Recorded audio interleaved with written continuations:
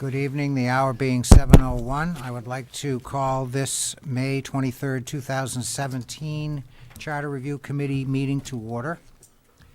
And I would like to advise that this meeting is being broadcast live by Chelmsford Telemedia, and it is also being recorded for future broadcast. And at this time, I'll ask if there are any media present. I don't see any, so I think we're okay. First order of business on the agenda is open session public input, where any member of the public who is in attendance can stand up and offer their input, and I see someone who would like to do that. If you would identify yourself for the record, and go ahead. Hi, my name is Regina Jackson, and I live at Essex Place in Chelmsford. And I would like to give you my input about the proposed change for the Board of Selectmen voting to remove a sitting town manager from 4 votes that is currently in the charter. There is no proposed change. Oh. There's a discussion. I would like to add my voice to the Fine, discussion. that's right, but there is no proposal to change it on the table yet. Okay, thank you. I would like to add my opinion about the discussion. I think it is not a good idea. For many reasons. I have been employed by the town of Chelmsford for 21 years, and I've been very fortunate to work for 2 very competent, professional, strong town managers. I haven't always agreed with them, but I really have respected them and still do respect their position. I believe that keeping the way that the charter the way it is the best course for the future, because if the town manager does something in the future or whenever that is so egregious, it should take 4 votes. It should take 4 votes of the sitting Board of Selectmen to remove them. The issue I have and the problem I have with the idea of 3 is in my opinion, it will be chaotic. The Board of Selectmen turns over much more frequently than I think people realize. And this came to, I was really thinking about this when I'm putting together the program for Monday's Memorial Day, and I was listing the Board of Selectmen. In 2015, it was Matt, Bob, Janet, Laura, and George. And I have great respect for the Board of Selectmen because it's volunteer. As you all know, it's a tough job. But in 2017, we have 3 totally new. We have Glenn, Laura, Pat, Ken, and George. And although Pat was on before, she wasn't on in 2015. So in just 2 short years, you can have a turnover of 3 selectmen. And you don't know. People come with different agendas, and I feel if you change it to 3, it's going to make the process very political, where I don't believe it should be. I don't think the town manager should be, it's always going to be somewhat political, but I think it should be a little bit more kept in the realm of professional. And I just think that if it is changed to 3, it's going to open the door to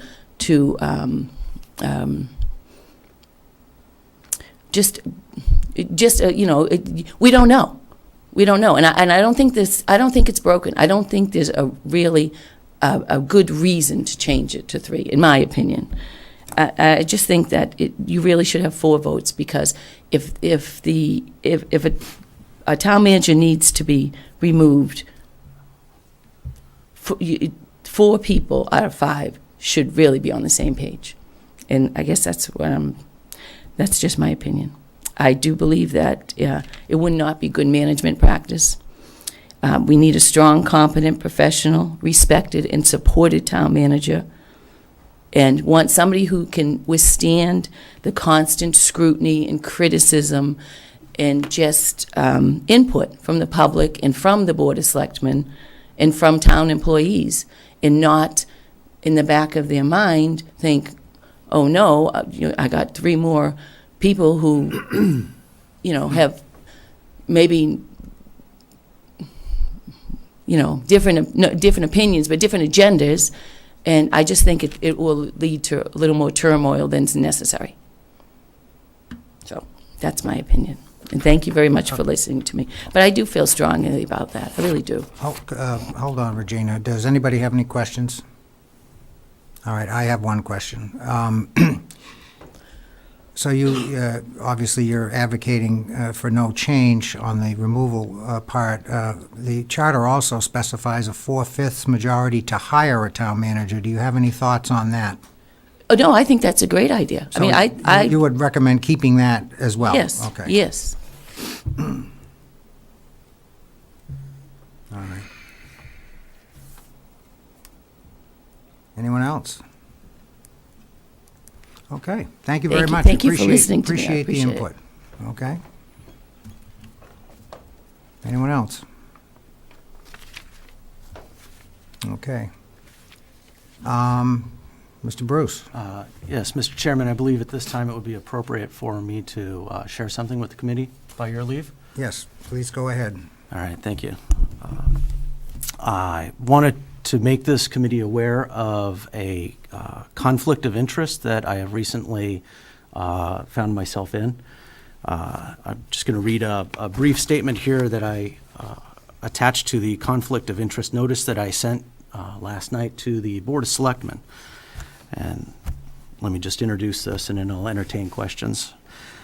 Since our last meeting, my wife has accepted a position working in the town manager's office, which creates a conflict of interest for certain matters pertaining to that office in my role on this committee.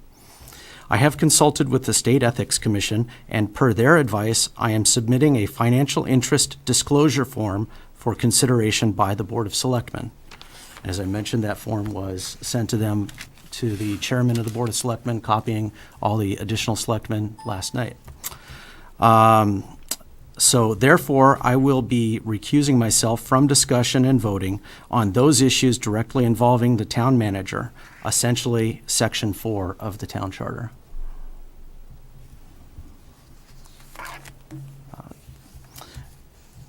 Okay. Is that it? That's it. I have a copy of the conflict disclosure with me if anybody wants to take a look at it. I'm happy to answer any questions anybody may have. Doug, I just want to thank you very much and wish your wife well in her new position. Thank you. So you will recuse yourself from any discussion or any actions pertaining just to that charter section? Yes, per my discussion with the Ethics Commission yesterday, they felt that I was still in good standing to discuss all other matters in the town charter, except for those where there may be a direct conflict with the town manager, and that was mainly pertaining to the question that we just heard discussed tonight. But out of a preponderance of caution, looking entire over the section? charter, the entire section Okay. 4. Yeah. All right. Good. Okay. Well, thank you, Doug.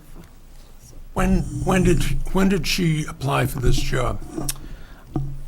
2 weeks ago tomorrow. No, I'm sorry, 2 weeks ago this Friday.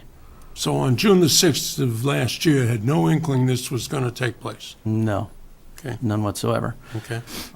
My wife is finishing up her bachelor's degree at the University of Lowell, and through looking for a capstone project, came across a job opening on the website that frankly was just right up her alley and too good to pass up. So she threw her hat in the ring on the last day that the job posting was valid, and the rest of the process ensued. So as I sat here at this meeting 2 weeks ago, this was not on the radar screen. Good for her. Congratulations. Yep. Yeah. Congratulations to your wife. Good. Okay. Our condolences. Well, yes. She might agree with you, Dan. She's a little nervous about it, but very excited at the same time. Ask her in 3 months, right? Okay. Thank you very much for that. Now I'd like to move to approval of minutes of May 9th, 2017. I have a few comments on the. All right, minutes, has Mr. everybody, Chairman. we just got these today. Has everybody had a chance to read them? If not, we can postpone this. I'd prefer to postpone Okay, it, all because right. I started making multiple corrections. Yeah, why don't we do that? I have a few myself, so, okay, so why don't we postpone that until our next meeting? Okay. We can do that.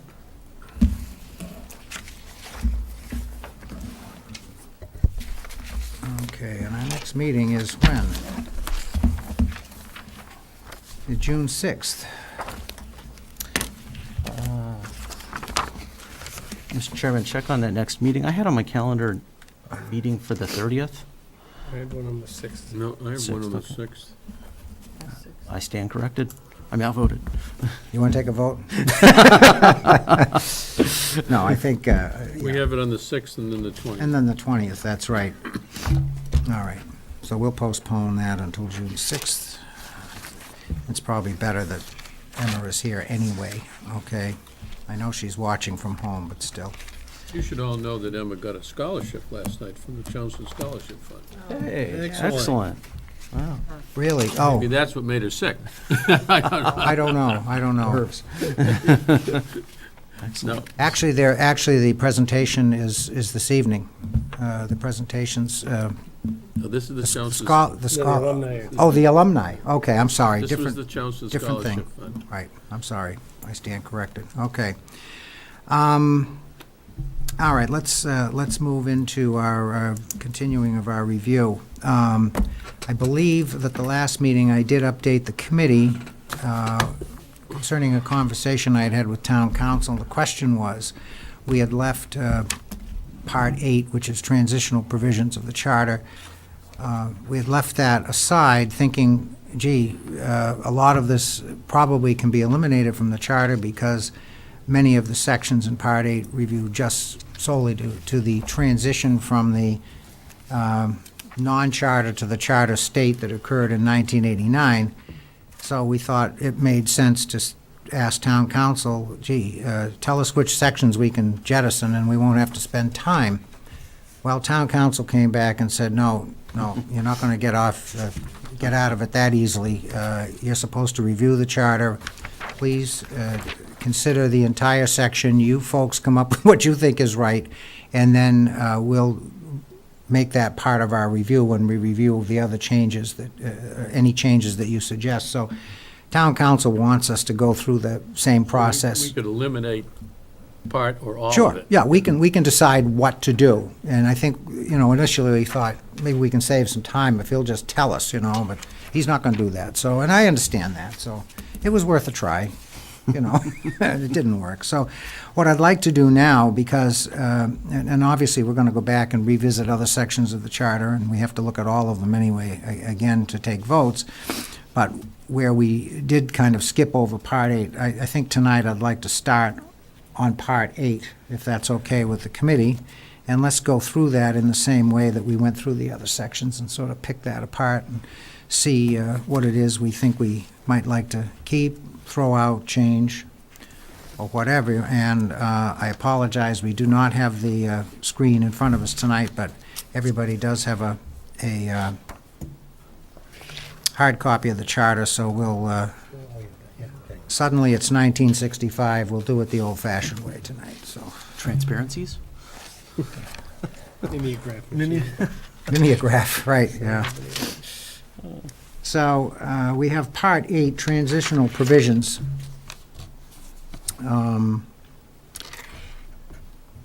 Sections 8.1 through 8.5, I believe it is. So if we want to just take a look at Section 8.1, and see if there's anything there that we think, I think 8.1 reads just the way it should read. Yes. Okay. Yeah.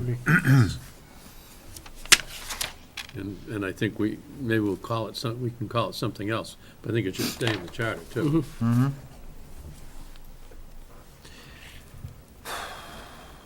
Yes, okay, so we have general agreement from the committee that Section 8 should just stand as is. Any comment? Were you, yeah, 8.1. Section 8.1. Section 8.1. Okay. All right. Section 8.2, existing officials and employees.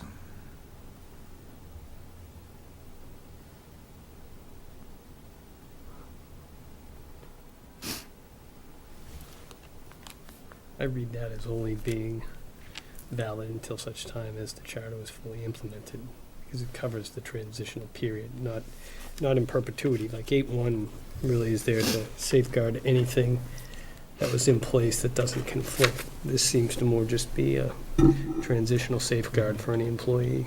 But I have no problem with it. keeping it or removing it? Hmm? Keeping it or removing it? Keeping it. I didn't say I was taking it out, it's just more of a, No problem with the wording and no Safety problem net. leaving it. The interesting thing was, I was thinking about this after we left the meeting, and I was just reminded by part of the comments you made, Mike, is that if some other town were to take a look at a working operational charter, because they were going from open town meeting to a town meeting that had could be a strong manager, not a strong manager, but a charter that's voted in to change the way they govern themselves, these sections here historically are pretty good. You know, going from whatever you were to what you're trying to be. Almost everything that's said in the section 8 here, if I were a town looking at a charter to begin modeling after, I would look at these sections and find them very useful. So are you recommending we keep But it everything? doesn't apply to the current charter. It certainly applies to the historical process, and as a record, it can be retained in some kind of an appendix. But I don't think it necessarily should be part of the charter. I think Glenn's point about someone reviewing it for what happened historically, because we did go from town meeting to charter. And so, someone like Tingsboro, for example, they may be going through the same thing. So, seeing the history of what we went through is probably valuable to them. So I almost fully agree with Dave. I agreed with him on 8.1, but, you know, if we do leave any or all of these sections essentially here, the way written, I believe it should be somehow part of the document, if not part of the actual charter for historical purposes. So an appendix might not be an active part of the document, because, you know, and I'm still reading this to see if anything in here is still active. I'm not sure that anything is. But, you know, for the historical record of transition from a non-chartered town to a chartered town, I think being physically attached, if someone pulls up the Chelmsford Charter, having this section appear at that one operation would be a good thing. I just throw that up because I had some time to think about that. But anyway, so didn't mean to slow you down. I just have a question about the words "just cause." I don't totally understand what that means in this context. Where are you, Sheila? Oh, End of 8.2. At the end. The last three words? Yes, we should have somebody from the school committee here to explain that. Oh, Just cause is a term of law. Let the lawyers tell us It's what it a means. term of legal art, right? But is it so broad that it's not understood? No, it's always It understood. is. You want it broad so it can be interpreted any way you want it, right? Is that the way it should be? Yeah. It protects the people that they're referring to there from being arbitrarily dismissed. So just cause is a term of legal art, they call it. In fact, you could probably look it up. I can look it up quickly in the legal dictionary. But, you know, the argument is the person being removed for just cause, and there's a lot of things that qualify for that. Or they're not, in which case there's, you know, all the protected classes and all the various types of people that are, you know, subject to being removed from their job for no reason may have a legal action because there is not a just cause. So this is We need a lawyer on the committee. Well, I think you really We have to have look one. at the preceding sentence, which says, "Each person shall be retained in a capacity as similar to the person's former capacity as practical." Then no person shall be removed Okay. from a position without just cause, to ensure that, as Glenn alluded to, there wasn't an arbitrary removal of a certain job title or category, leaving somebody without a new position under the charter. So the only way that they could eliminate that person would be with just cause, because there should be a similar landing spot under the charter for a position, given position or title. And it's broad enough that it protects the town's actions. Well, that's, Okay. to be lawyerly, that's how I would interpret it. Thank you, that's fine. Okay. Anyone else? On section 8.2? So it's okay as written, and it's gonna stay, and right now it should stay in. I would vote to have it stay in, if we're taking it. Anyone else? I was wondering if maybe a simple, a strike-through, retaining it in the document, but with a strike-through maybe? I think it's either there or it's not. From the historical perspective standpoint, it's there, but. To show that we removed it. Well, they do it in section 8.5 when they eliminate the sewer commission. They put a Yes, footnote in, that's they right. make an explanation. I think we want to do is, we're probably going to end up leaving almost all of these sections in some shape or form in here. But maybe the title for Part 8, transitional provisions, maybe isn't appropriate. Because certainly the first two items we discussed, I sense we feel are important, independent of transition. If we changed it to general provisions, Something, yeah. Mike, what are your thoughts on that from a legal perspective? Does that have any impact or import?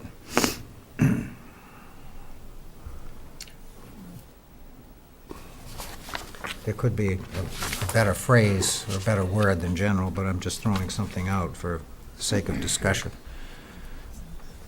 Just to follow up on Dave's thought. Well, if general provisions. There is was- general provisions in Article 7, or Part 7, it's Mhm. general provisions, so.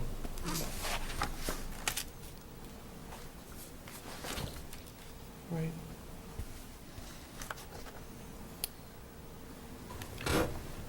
Okay.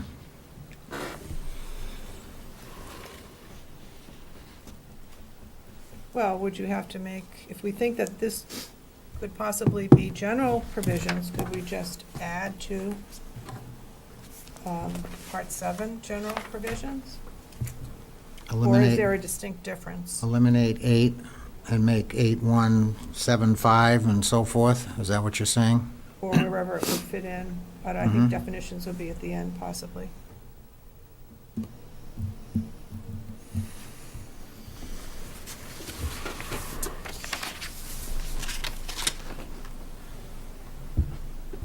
We do have the bylaws have something called general provisions, so we might want to keep away from that.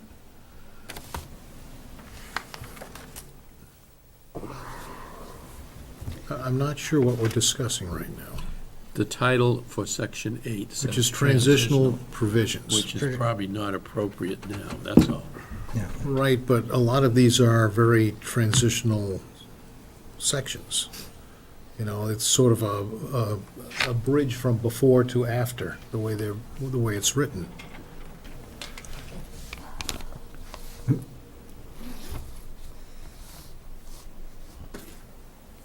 I don't have a problem leaving it the same. This is, yeah. Fine, let's move on. Yeah, okay, section 8.3.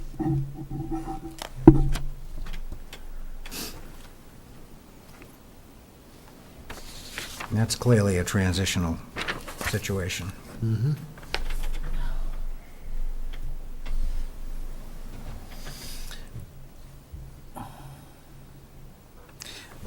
Yeah, because it's really, it doesn't apply if you're not in transition. Right. Right.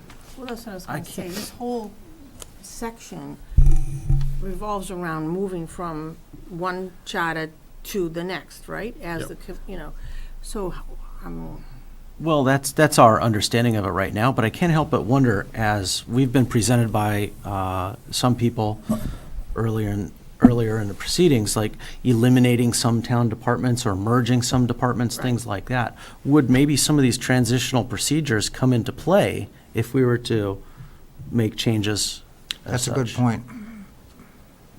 That's a we- good, If that's a we were good to point. roll the Right. cemetery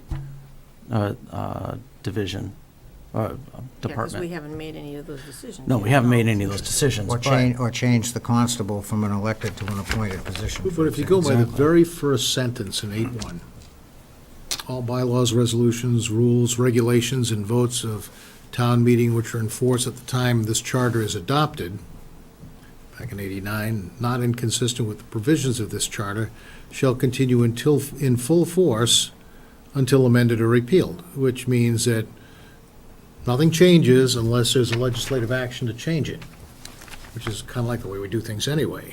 So, I mean, it's so,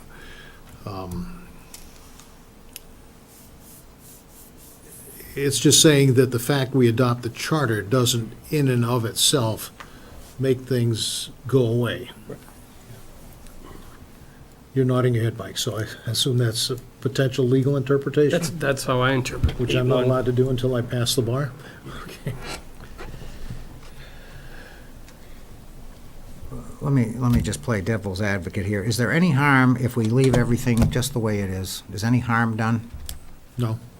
No, you've got belt and Not at all. suspenders instead of just a belt. Yeah, and that was and that was really, I think, my thought in asking town council for an opinion, because I kind of envisioned we were gonna get into this kind of a discussion, and we're not attorneys, except for Mr. McCall, and, you know, It's kind of a neutral section, so you look Yeah. at what's here, you say, is there any harm done by removing any or all of these? No. No. Is there any value added by leaving them all here? No. You know, so, you know, it's one of these sections that is a record of what was to what is, and, you know, how did we get here? So if somebody ever asks, well, you know, when did that particular part of laws that existed before the charter change? And this says, well, the charter didn't change it.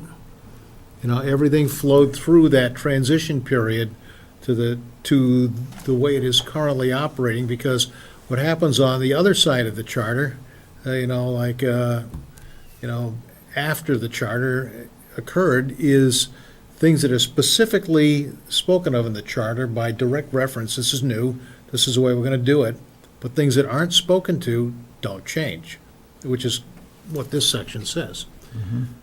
So again, it's a bridge that carries over some things from pre-charter, and the new things appear in the charter. And it strengthens that bridge.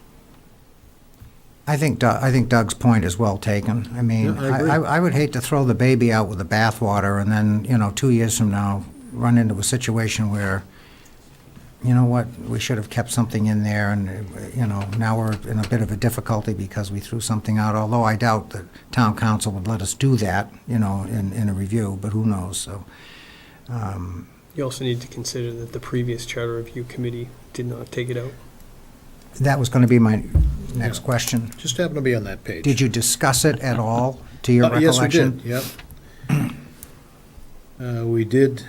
We did discuss it.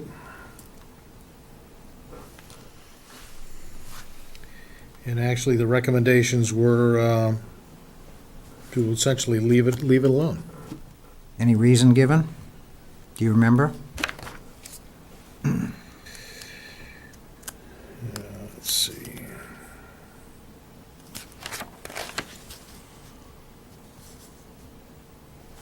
It doesn't matter, I just thought if you knew, you know, I'm not going to prolong the discussion if you can't recall. I mean, the fact is, they didn't change it, it stayed there, and everything is fine. I mean, The only discussion we had is on the timing of the taking of effect section, was to possibly remove that, but we decided to leave that in. The extra provisions that you see that were added on here were things like, you know, the sewer commission shall cease to exist. And those were sort of post-transition changes that weren't specifically called out in the charter. well, what we can do is, if there's general agreement that, you know, maybe we're better off just leaving this alone, when we submit our final recommendations for review to town council, we can revisit this and say, look, you know, we had the discussion. Except section 8.5 may want, that will change based on what we do. Right. If we do anything about sewer, I'm sorry, if we do anything about cemetery Right. or constable, Right. then the section about sewer should come out, right? That's true. We have no sewer commission at this point, Right. so that should come out, okay. And one of the reasons I'm just catching a few words here that this entire section was left in is if we go to 7 selectmen or something of that effect, make future changes in the charter that were substantive, you're forcing in a transition period which would require something that we would add here, In section 8.5. section 8.5. So you're creating a change that requires some kind of transition that could require a time of taking effect change in the charter. But nothing was suggested at that time that would drive you into a change in section 8.5 from the previous committee. But we did recognize that if we were to do something, semi-radical, like go to 7 selectmen and 290 town meeting reps, you'd need to put something in this section of the charter that would be what happens in that transition period. So we did note that this section was available for making directions, commentary on what that transition should look like.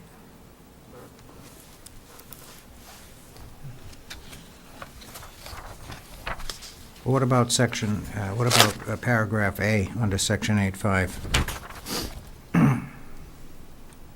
They talk about the personnel board. That was a change that was approved in the last charter cycle.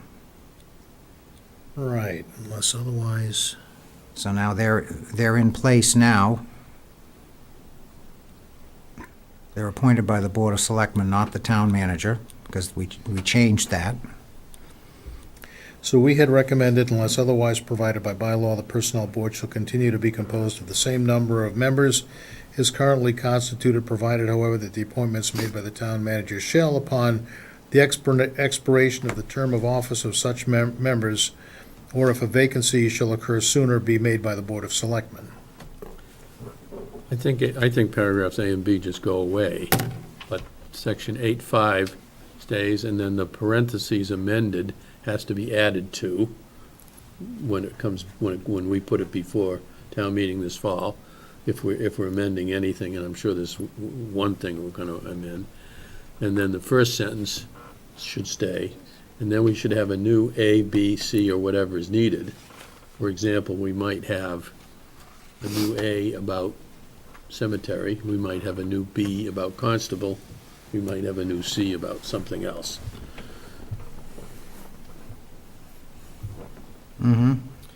Or we may have not. Maybe it just says 8.5, the way the first 2 sentences, and the only change is that we add the date of our town meeting this fall, and then leave the sentence, this charter shall become fully effective upon ratification of the voters except as otherwise provided in this section, and then there is nothing else.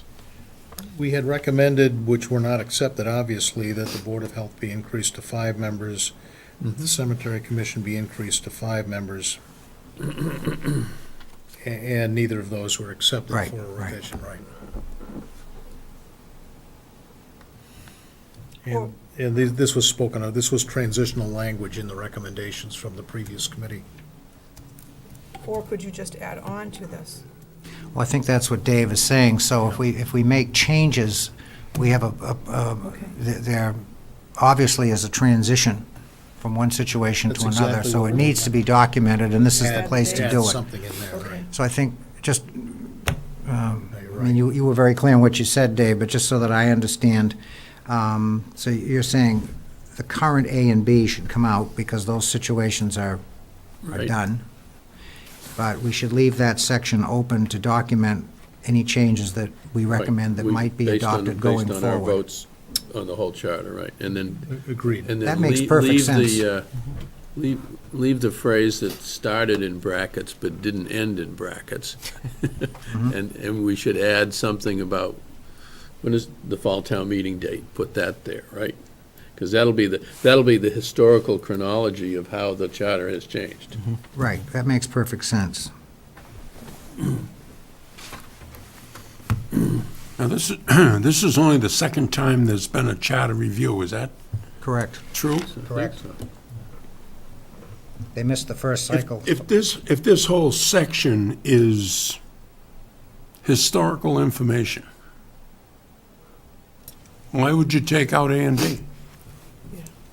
Just add. I mean, you push it down, make it smaller, but don't Well, eliminate it. if you wanted to, Dan, for example, in B, you could say, the sewer commission ceased to exist and then put the date Yes. when it did cease to exist, 10 years ago, whatever it was, right? And the same thing about A. Right. Maybe you make it past tense somehow and stick a date in there where it's talking about the personnel board. That would be your history. And that And then goes along with then what you'd I add a said, C for a current change, and then 10 years from now, the C would become past tense or something. Yeah. And then this section would become a chronology of the major change, and it probably is only the Talks major about the changes date. too. It's not, it's not the rearranging of the document that we did. And I agree with Dan, there's some value in keeping it Sure, in let's do there it that way. for Do the it that way. historical value and just changing that, making sure everybody knows it I happened. mean, simplify it, yes, but don't eliminate it. It's only 7 sentences, it isn't going to burden anybody, so, I mean, I have no problem leaving it in. No, and you could also put an additional heading just saying, previous changes that occurred during the 2006 charter review, as far as referencing A and B, and then above that, changes we made. I don't know if that makes any sense to anybody, but rather than putting dates within A and B. Yes. I like that right there. I think it's easier to read. Yeah. So the editor's note, right after B, sort of gives a date of conclusion of the sewer commission. I thought that was helpful.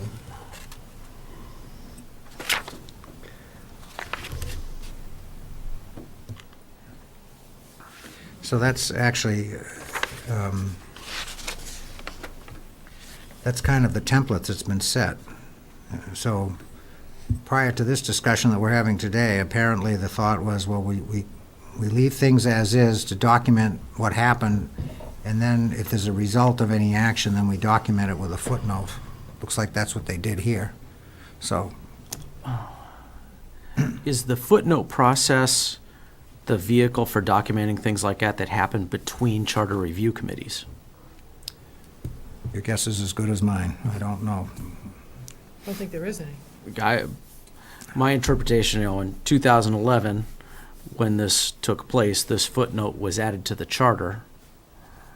Couldn't have been added before that, obviously, so it wasn't there during the previous review. So if that, we're creating a mechanism or a standard operating procedure, so to speak, of tracking what happens between charter review committees, but in the 10-year interim of changes that are made to the charter. Well, there's no charter change, it's just, it ceased to exist by operation of the sewer project. It was completed, and that's what it says, shall cease to exist and be dissolved upon completion of the sewer project. And that footnote just says that the final report was submitted in 2011, basically signifying, so it's just, I think it's a historical, it's not a charter change, it's just, by the way. It's not really part of the charter. The project happened, Right. it's no longer there. Right. It's not part of the formally adopted and voted on by town meeting. Right. Charter. Yeah, Because it's after the end of the charter. It exactly. says end of charter, right. So that means from time to time you can make some kind of correction or addition to the charter without waiting for the, It's not a Not to the correction. charter, but make an editor's explanation. notes. It's an essentially a point of information. Right, it's an explanation. right. Explanation, right. Right. That seems sensible. Yeah. Okay, so now we're at the point, it seems like we're leaning toward leaving this as it is and just adding, as Dave explained, when things have to change and so forth. Yeah, just make A and B past tense. Yeah. But leave the intent. Anyone else? Everybody okay with that? That addresses your concern? Yep. Okay. All right. Be interesting when we send it to town council. We decided to leave everything as is, a couple minor wording changes. If he comes back and That says, might have been his position. well, I didn't get that sense when I talked to him. I mean, he said, yeah, there are probably things that could be cleaned up. That's what he said, so that kind of leads me to believe that, but who knows? I mean, that could be as simple as what we've just talked about, who knows? I think it's important Yeah. to preserve the history of the changes somewhere, so that 50 years from now, there's a complete history of how the charter evolved. I happened to be reading through the Mass State Constitution this weekend. Don't ask me Jesus, why. I'm sorry, you had nothing else to do, huh? It was a busy weekend. And, A little light reading, right? yeah, the mechanism in the Mass State Constitution, they don't ever remove an article or a section. It's amended by a following section. So you'll read through it, and a section you'll read it, and it'll make perfect sense to you, and you say, okay, I understand that. But what you might overlook is that 20 sections later, that entire first section that you read Is might have gone. been, The federal Constitution is the same thing, yeah. but the statute isn't like that. If you go through Mass General Laws, they'll have a section that says repealed. Yeah, Well, what was it? Who knows, right? It's Yeah. gone, I guess, Yeah. is the thought. You know, you have to do a, You have to go to legislative acts of yeah, that year. exactly. It's a pain in the neck. I remember we did that at one point, so. so I'm looking at that as a template, maybe not the right template, but a template. This charter is analogous to the Mass Okay. State Constitution, where we don't delete any sections. We would add in Section 8, we would say, after the amendment of Section 3.2C, we'd have some language like that, that amends a previous section or changes a previous section. That preserves the historical precedent of the document. Nothing is deleted, everything is there. Makes the document over years more difficult to read. And one of my goals on this commission has always been to make this an easy, almost a layman's document, if you will. But, there's a balance there.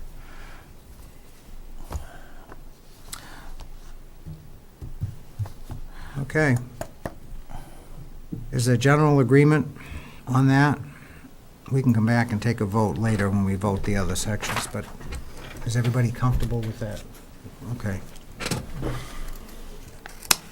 All right.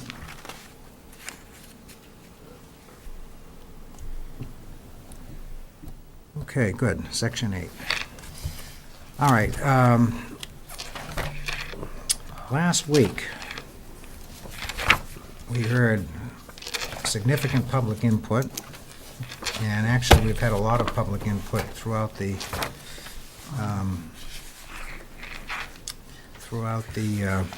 process here. Yeah, Mr. Chairman? Yes. Regarding public input, we had on our Charter Review Committee webpage, we had a questionnaire or a section for Public input. input. Yeah. I haven't been made aware of any input received through that No, vehicle. there hasn't been. None? No. Nope. Well, I think that's consistent with our, No, that's interesting. We did a open space review, did a monkey survey, and got 670 responses. Is that right? Wow. Maybe open space is more important than the charter, I don't know. But well, it's something people feel passionate about, and they don't have to be technically oriented to engage in that kind of an argument. You gotta be a bit of Wrestle the beast. a political junkie. to Exactly, really- exactly right.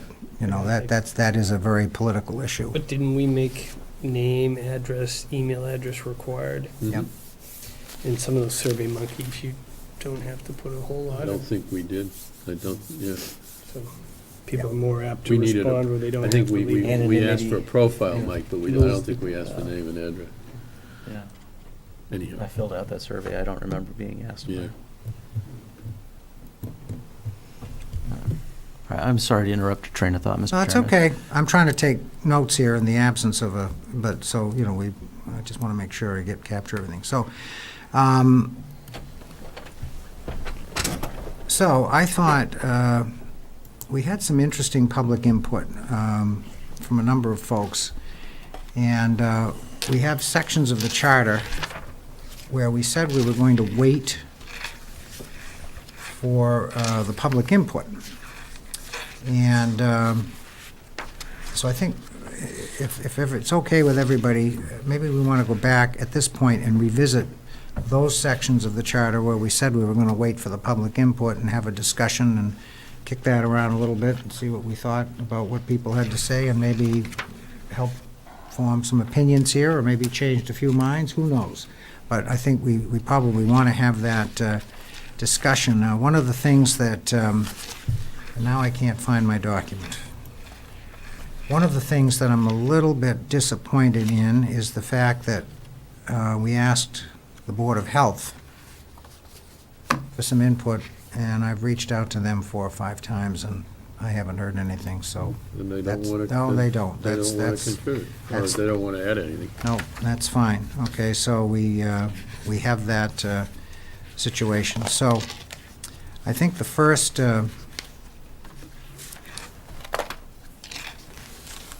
thing we said,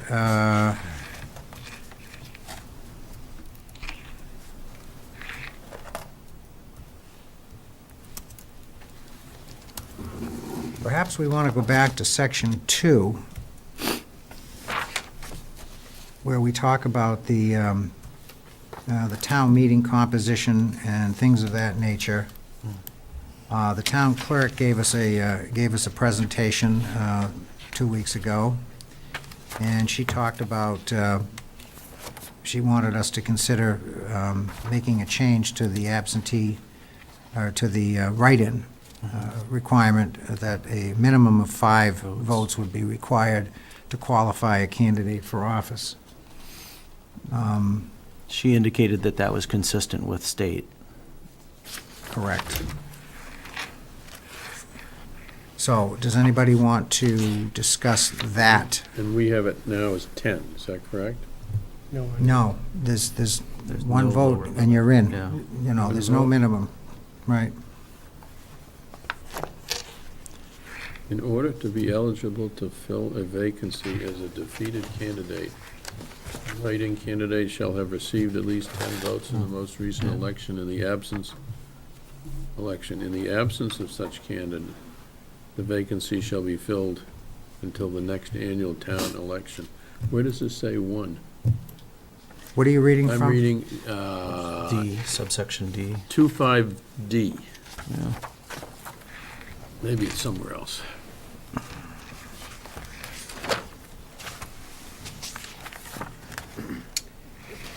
I think that's, they used to call them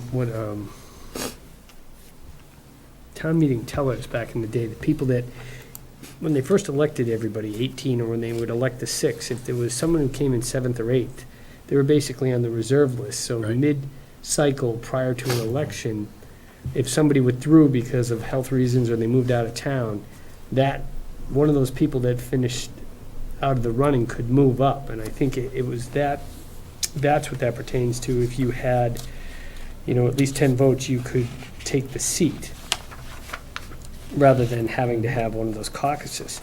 But I wrote in my notes, she was referring to section 3.1 that said Correct. vacancies in office, any vacancy in any elective office shall be filled in the manner provided by general law. And I think she's meant, like, in a general election, if you only have 5 candidates running for 6 seats, that in a regular town election, there's write-ins, you have to have at least 5 write-ins in the regular election. The other one's about filling vacancies off during a non-election cycle. That's how I've always read those sections. Could be wrong. No, I think you're right. And that's the way she's interpreting it, and that's why she brought forth the request.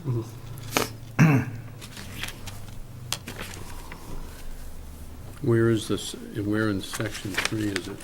Elected town officers in general, section 3.1. subsection C, vacancies in office, any vacancy. Now, I tried to find that in the Mass General laws the other week. I wasn't very successful finding that. It may have changed the numbering since then.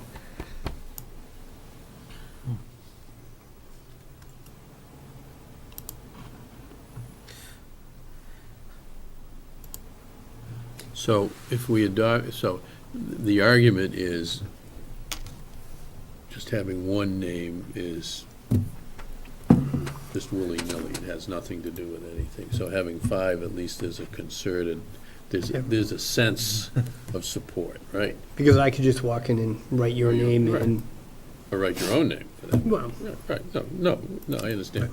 We've had town meeting members' write-ins elected on 1, 2, and 3 votes. It has happened. Now, was she, since I was not, I came in a little bit later, was she referring to both all elections or just She specifically was, my understanding was she was referring specifically to town meeting reps. reps? Yeah.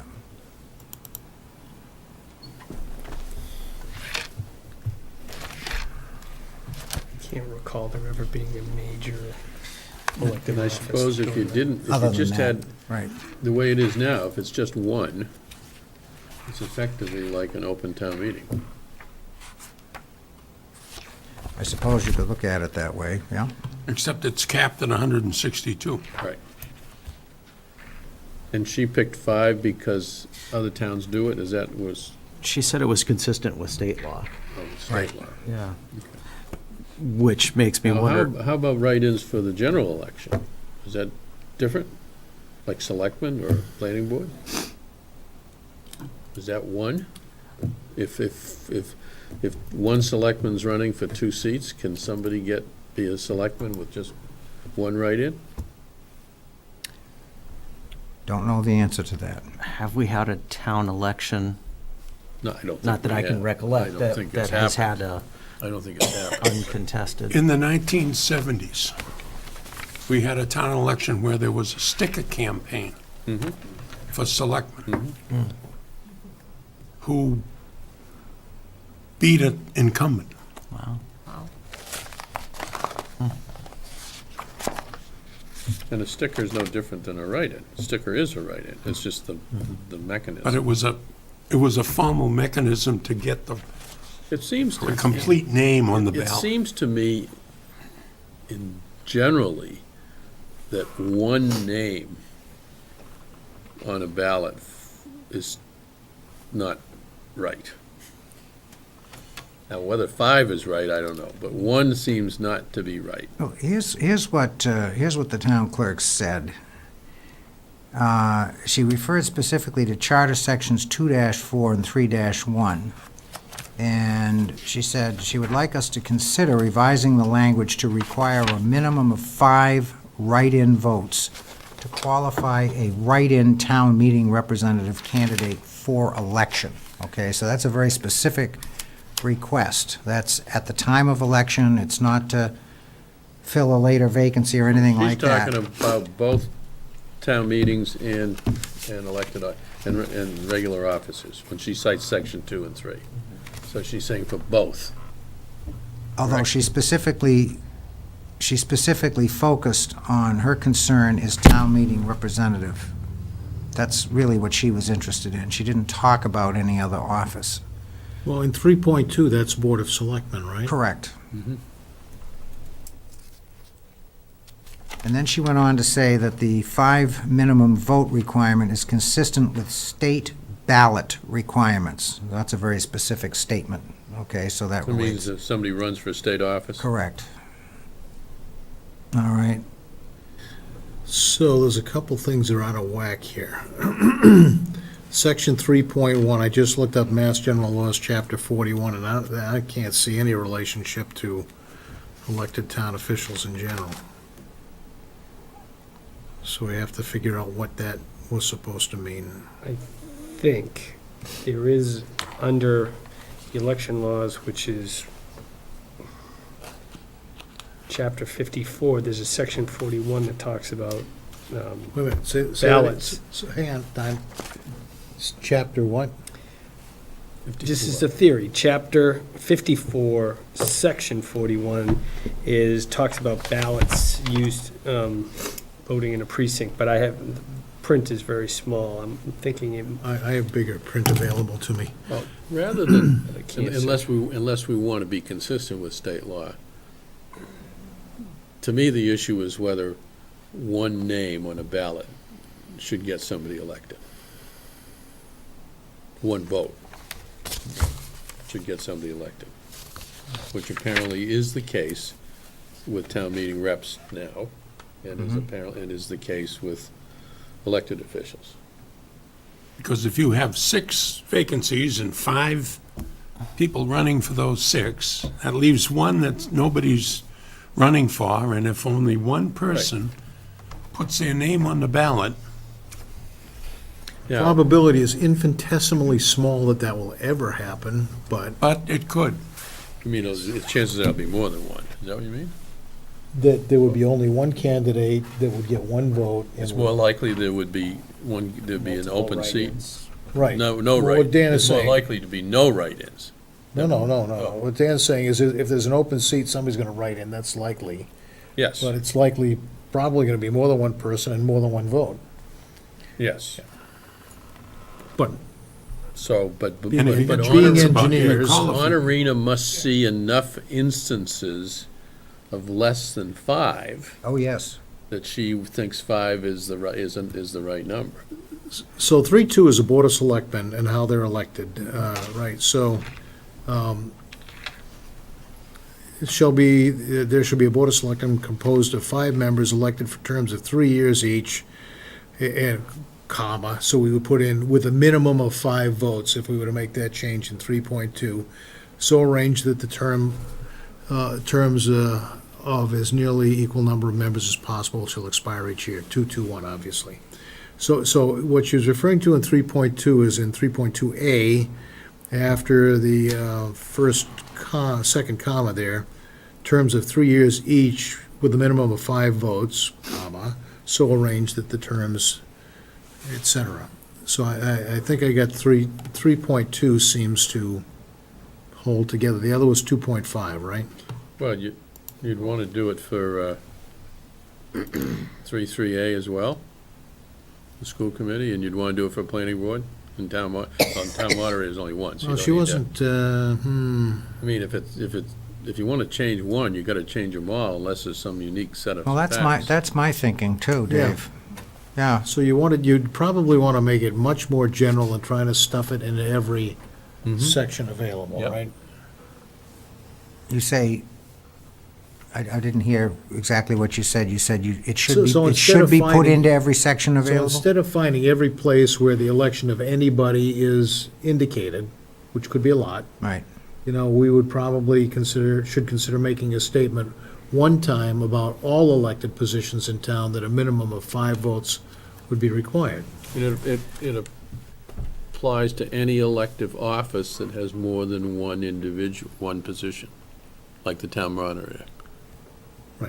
So that would go in section 3.1. So it'd have to go in both, it'd have to go up in 2 as well, Yeah. because 2 is town meeting. You'd have to put it in twice, probably. But then you said school committee and. Planning board Planning board, so there's a lot of And, locations here. and library, That's in 3. right? Cemetery. And board of health, Cemetery. Cemetery. cemetery. And on we go. Housing. So it applies to any elected office where there is more than one member.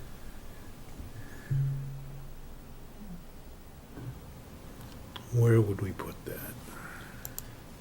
It would seem to me you'd be, if you addressed it in section 2, which refers simply to the town meeting, and also section 3.1, it seems to me you've got everything covered. Right. Am I missing something? Put No, it in twice? Yeah, just put it in twice. because 3.1 is very general. I mean, we've got a separate section of the charter that talks about town meeting and the composition and the election 3.1 specific is to town elected meeting. town officers. Section in 3.1 is general. everybody else, Right. right? Yeah, So that if we would hit work. If we hit it twice, then we should be okay. Belt and suspenders. If we're not, town council will tell us. Okay? Just for some perspective, in the 2016 election, there were 12 candidates that were write-ins that were elected to office. Of those 12 candidates, 4 received fewer than 5 votes. Do they have Or the- Our do they last, have the our names? last election? I'm sorry, I don't have the names. Okay. That's got nothing to do with it, Well, it might. unless it's your name. It's not. No, not this time. So 4 out of 12, that's a lot. So how does everybody feel about a 5-vote minimum criteria? Does everybody, You know, I have no problem recommending, I Something mean, we it's so wanna do? small. Such a small number. So there's a flip side of that coin. You know, if, how many did you say, Doug? 4? 4 out of 12. So 4 people would not qualify even under that criteria, so there'd be 4 holes somewhere that have to be filled by method B. Whatever that is, Yeah, yeah. which is, you know, if it's a time. Right now, right, I suppose if you had a selectman's race and one of the positions received no votes, highly unlikely, how would that How would you position fill be, how would that, how would Appointed that, by the town manager, right? I don't know. just- How would that? that was no, sarcastic. No, I know, but it gets, no, but the town manager, but how is it done now? Because it never happens, right? But there must be a mechanism unless we just ignored it, saying if. I think you have to have we'll another worry about election. it when it happens. I think you have to have another election. It's considered a vacancy. Yeah. You can run a town with 4 selectmen, we've done that. We were Sure in the you Supreme could. Court with 8. But I would think it would be considered a vacancy, and then you'd have to default to the vacancy provision of how you address that situation. So. Mike? I still think that in light of the difficulty we're having finding the reference in 3.1C, we need to figure out what the general law is with regard to. Filling vacancies, Filling right. vacancies and have that corrected, because you usually need a chapter and a section, and chapter 41 doesn't appear to be correct. So you think that C here is wrong? Oh, no, I think the reference to chapter 4. Reference is incorrect. That's what I mean. Correct. Yeah. Well, let's get back to the 5 votes. If we put it into the town meeting section and into 3.1 instead of 3.2, I think that covers it. If we all agree that a minimum of 5 votes is rational. And I kind of do. I mean, If it's consistent with state law, I find it well, Do we want to ask Mike to There's check that for a us? million people in the state. Yeah. Yeah. Okay. Well, by doing that, do we need a vacancy clause in each section? that we well, it put down? references this general law, chapter 41, for how do you fill vacancies, except we can't find it. We have a vacancy clause in section 2. Right. Right, but does that apply to 3? And, For town meeting reps, right? yeah. So chapter 54, section 147 says elections to fill vacancies? Is that what we're, 54-147. is that what we're talking about here, or are we talking about? We don't know what we're unfilled talking about, right? We're not sure, and you know, What- I guess I'm bogged down with the term vacancy. What does that mean? Does that mean the general election? It says failure to elect or to fill vacancies. The proceedings shall be the same, so far as applicable, as in elections to the same office at the biennial state election.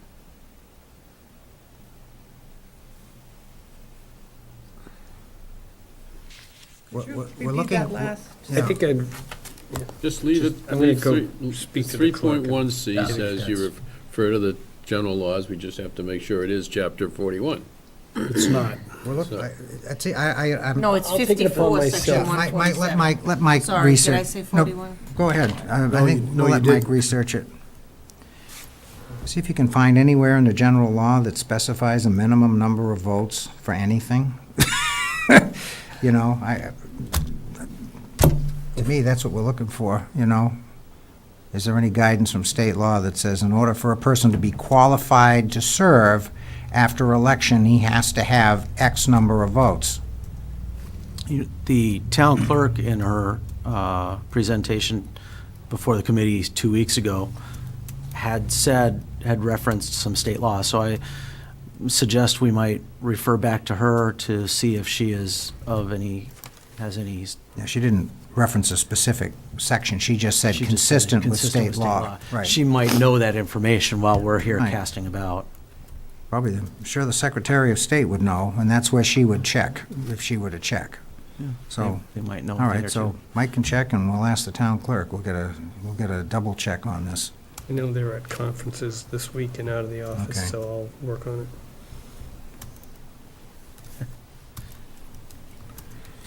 it. Okay. But having said that, we're all kind of in general agreement that we'd like to see a 5-vote minimum Oh, yeah. criteria. One more piece of anecdotal evidence there. In 2015. I like your anecdotal evidence. Go ahead.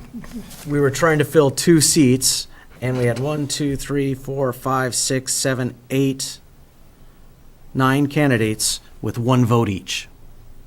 There was a 9-way tie to fill those 2 seats. See, and that's what she's trying to eliminate. Exactly. That's exactly what she's after, you know. All 1 vote. Right. It's a lot of extra work for the town clerk, and so. That's when she gets the sitting The reps caucus. together, Right. and The they town pick meeting, them. yeah. Yep. Mhm. Yep. Okay.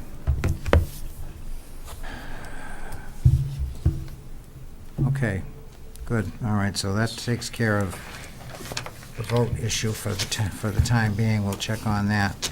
Now, I think the second thing that we were holding in abeyance was the budget section 6.1. Is that accurate? And we were talking generally about how that section may not be currently complied with. There was some feeling on this committee, and then we heard testimony from folks 2 weeks ago that they agreed. They didn't think that we were following that process, and this is something that Sheila had brought up initially. So, there seemed to be, Were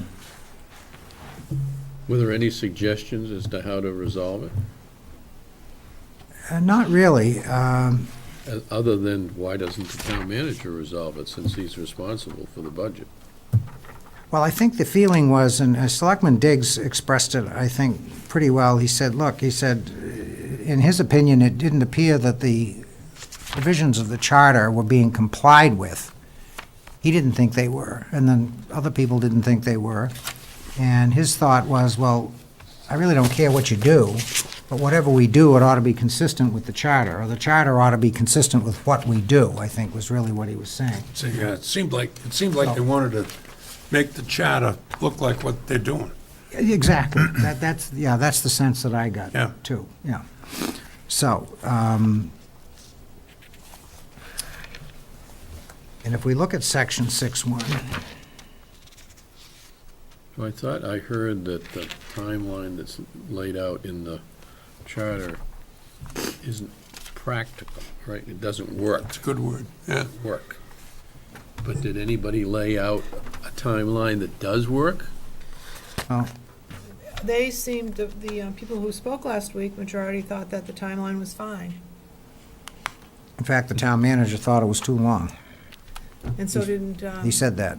Ms. Merrill, I believe. Yeah, she thought it was too long. But I think that there was, unless I'm missing something here, I thought the focus, that certainly was important, but I think what people might have had issue with was the language in the charter that says that the selectmen and the school committee will Yes, meet and confer. that's where the dilemma was. They don't do that. Right. They don't do that. That is where the dilemma. And the tri-board meetings that have evolved over the last 10 years, in my opinion, do not meet the requirement that's specified in the charter.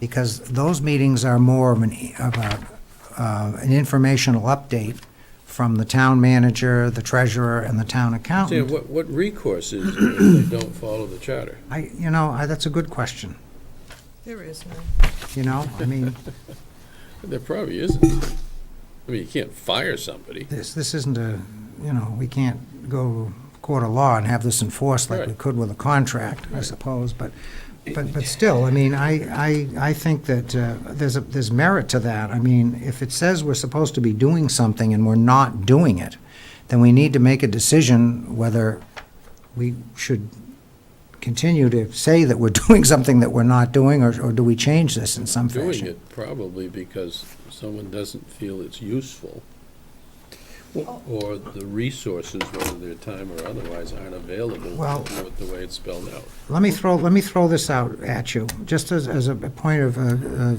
jumping off on a discussion, and then everybody can, I'll be quiet and people can jump in. If the intent of this sentence is that the Board of Selectmen and School Committee will meet and confer prior to and during the budget process, okay? And they're not doing that now.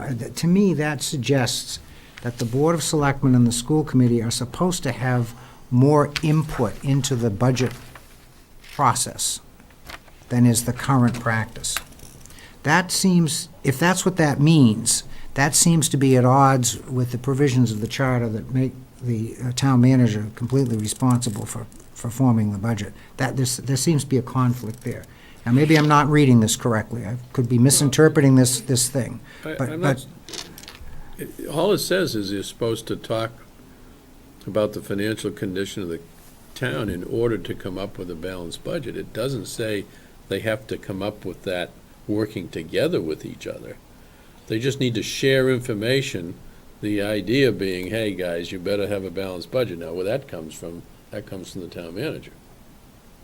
The chairman of the school committee feels that the tri-board meetings are very important. Oh, I don't disagree with that. If for no other reason, you share information, and that's always important. Right? Doesn't the tri-board meeting do that? That's the purpose of it, But I believe. I think you have to separate policy versus the process. Process is 6.2, and what we're doing now with the tri-board meeting is the process. The question is, are we adhering to the policy in 6.1? Correct. So a lot of the process is driven not only by our internal numbers, but by the state numbers. And as I indicated, things fall in line very quickly in January. The bylaw says that the manager has to present the budget 90 days before town meeting to the FinCom. The annual town meeting for the budget is driven by state statute, and the governor tries to get his numbers out in mid to late January so that the towns can act on all these other statutes. So it falls in line very quickly. Now, I know that information is solicited from the various department heads, and there's some talk back and forth. Dr. Lang presented his numbers at the tri-board, so there's some appearance that that's being done, but I understand what everybody's concerns are. That word "shall" is a very strong word. Shall meet. So, Right. and I think people don't. It may be happening behind the scenes, but I think people anticipate or But, expect shall meet means Are there we should getting, be boards. are we getting a bad budget because of the way we do it, or is it just we're creating angst?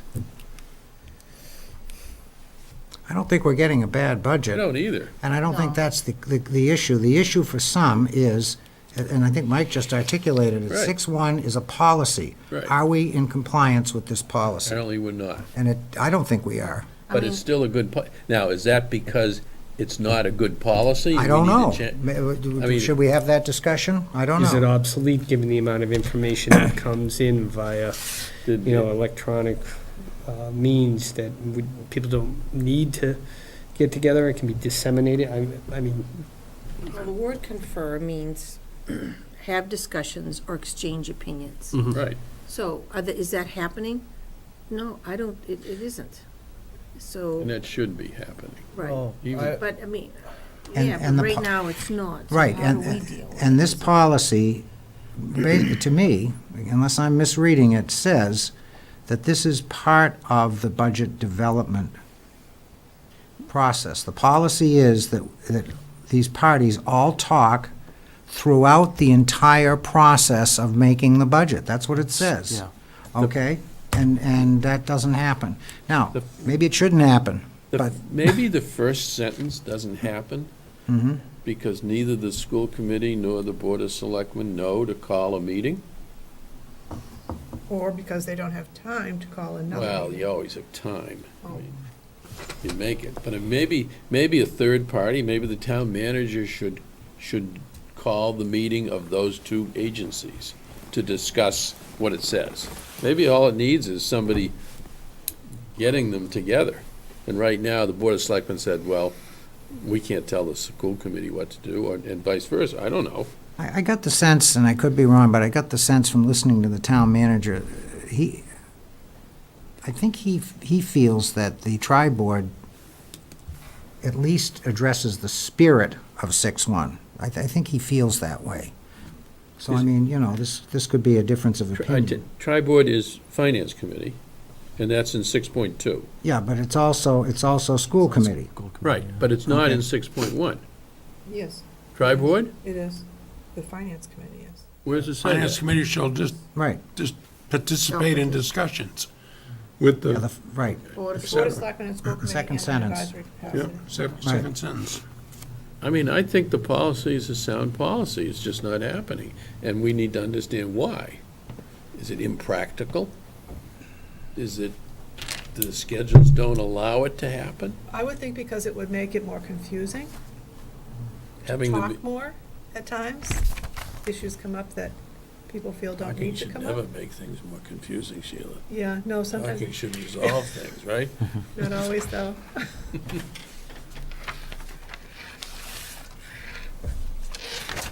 I take it nobody made a suggestion as to what a better No, schedule was? they did not. No, I heard I think I heard the last half of it. I don't think I heard it.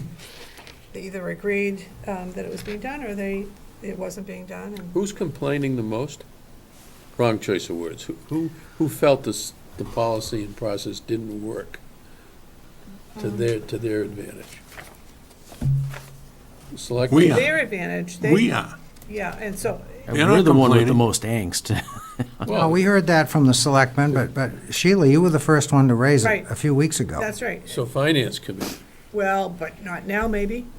Oh, I haven't heard from them. No, I I just- don't if think it's they have. us, In then my maybe we put it experience- aside. If these guys who, if we're getting a good budget Right, from the current process, however it works. Well, it's us to the extent that we're the ones that are going to recommend whether to change it or Right, not. right. So if we hear from 50 people and they want it changed and we don't agree, then we don't make the But they recommendation. didn't tell us how to change it. no. Well, They're the ones who that's work the- with it. that's- that's We the other don't work thing. with it. The majority that spoke felt that it was fine the way it is. And the principals said that they felt it was fine the way it was. Right, they The did. superintendent of schools and the town manager, Yes. Well, and they- a number I of think months ago, part the of it has finance to do, committee I think, chairman. with all due respect, I think the Board of Selectmen tends to feel left out. Well, I think that was what Mr. Diggs basically was Mm. talking about. I didn't get a sense the school committee feels left out.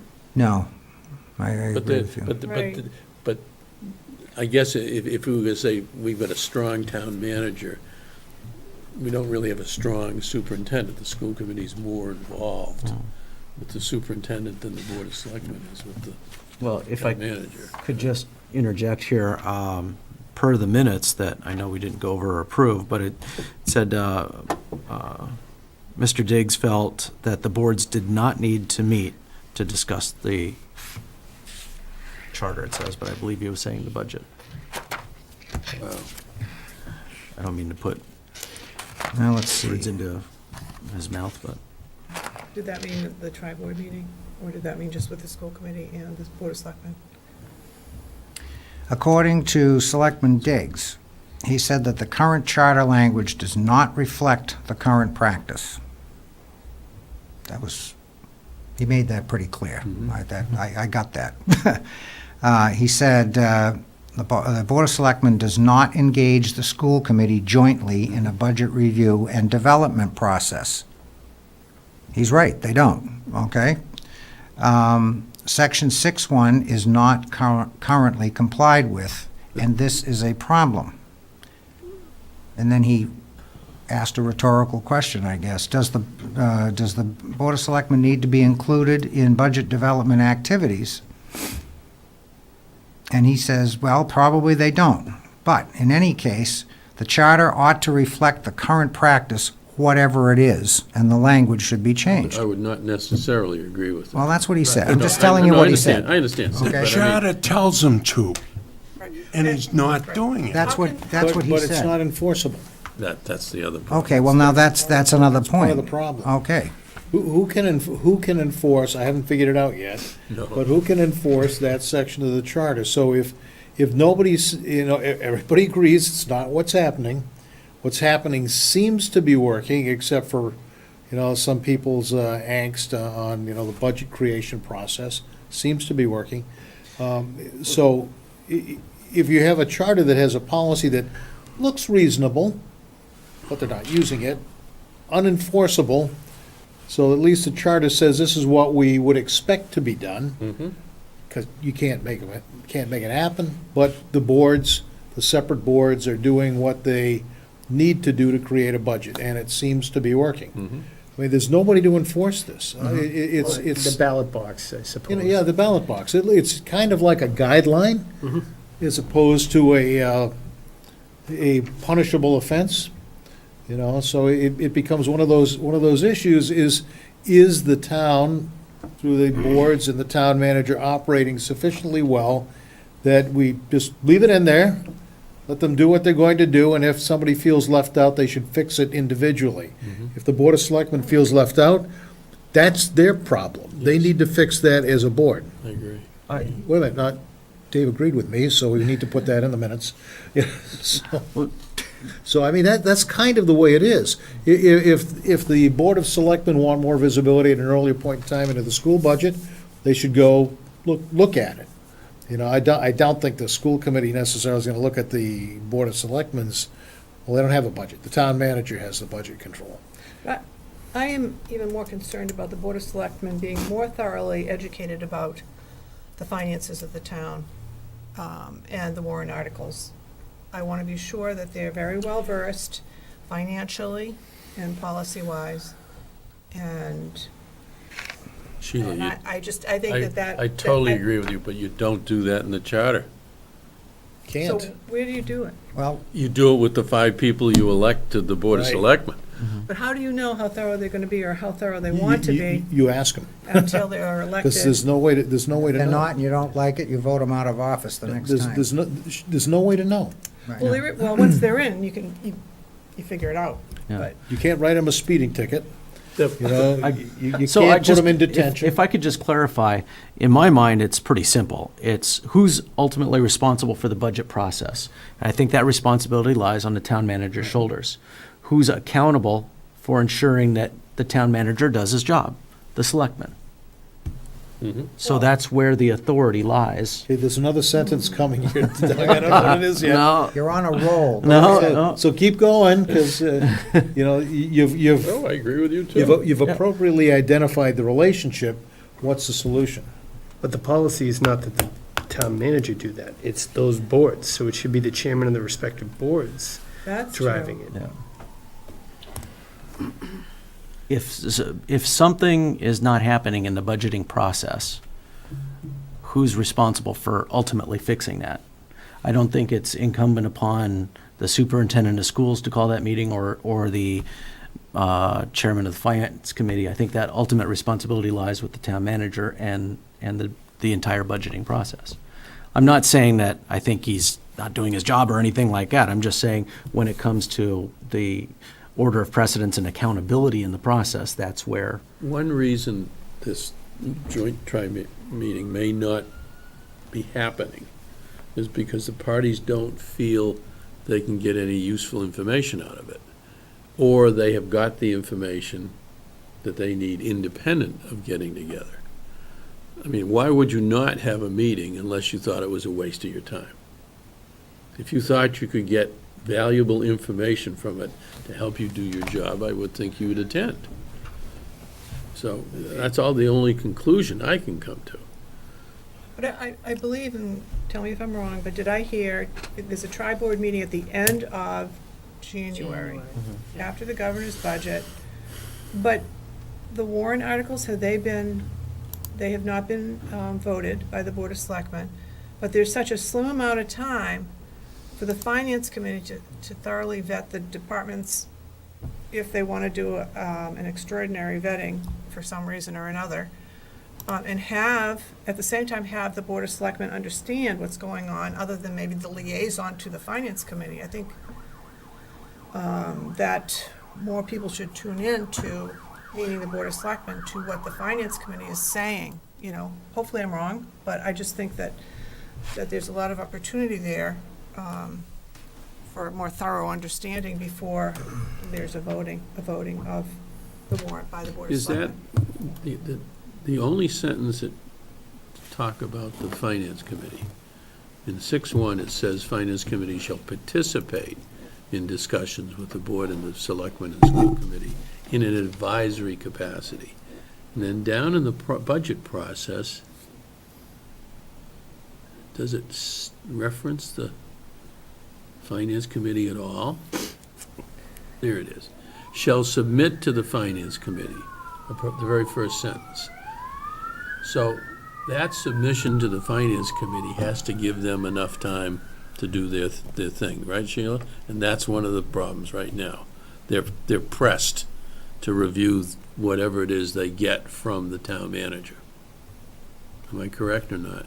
And that's established by the bylaw, though, not the charter.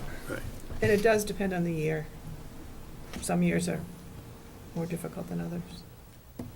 Going back to 6.1, the first sentence, what, right now, selectmen want to read that literally, what is there in place now to stop the chairman of the Board of Selectmen and the school committee chairman from saying, you know what, let's call a series of meetings during the budget preparation process and let's talk, because that's what it says we've got to do in the charter. What would stop them from doing that?